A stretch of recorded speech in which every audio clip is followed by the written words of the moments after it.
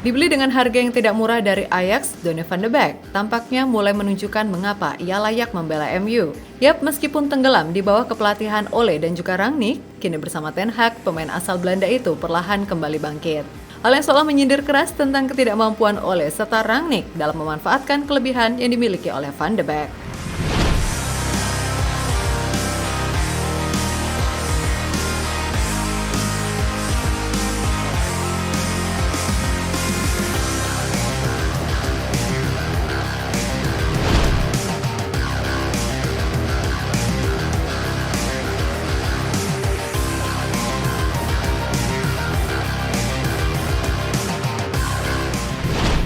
Donny van de Beek berhasil meyakinkan publik Old Trafford bila ia memang memiliki kualitas untuk bermain di MU. Pasalnya sejak didatangkan dari Ajax, dirinya tidak pernah benar-benar mendapatkan kesempatan tampil, baik itu di bawah Ole maupun Rangnick, di mana ia lebih banyak duduk termenung di bangku cadangan hingga sempat dipinjamkan ke Everton.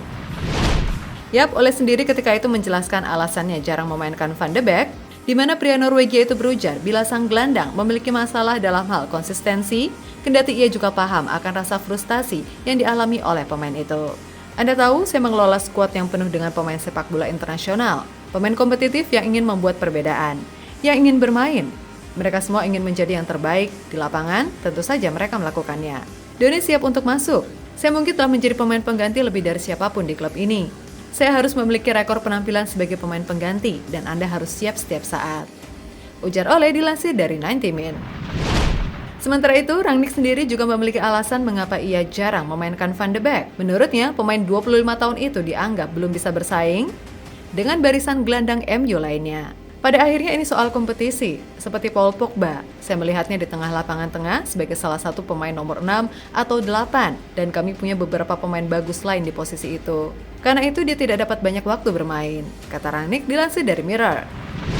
Ya, secara detail, alasan paling masuk akal mengapa Van de Beek tidak pernah bisa menembus skuad utama ketika itu adalah soal gaya permainannya yang tidak cocok dengan kedua pelatih tadi. Saat di Ajax, Van de Beek merupakan gelandang serang alias si nomor 10 yang bertugas mengisi ruang. Nah, di MU, ia kerap dijadikan gelandang tengah alias nomor 6 atau 8. Alhasil perannya yang mengutamakan efektivitas tidak bisa berjalan maksimal.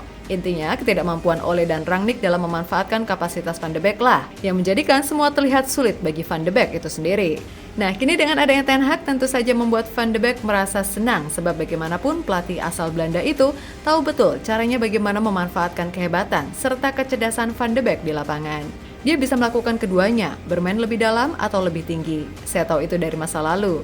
Namun posisi terbaiknya adalah kemampuan terbaiknya berada di dalam kotak penalti lawan. Bermain bola pendek di belakang penyerang, dia memiliki naluri begitu baik untuk berada di posisi yang tepat. Kata Ten Hag dilansir dari Daily Mail. Ya, berkaca dari apa yang diutarakan oleh Pak D. Ten Hag, tentu hal itu bisa dilihat nyata tak kalah aksinya saat melawan Crystal Palace, di mana Van de Beek yang ditempatkan di posisi nomor 10 mampu memainkan peran itu dengan baik, dan satu asisnya kepada Rashford menjadi bukti bila Van de Beek memanglah pemain yang memiliki visi tinggi dalam bermain.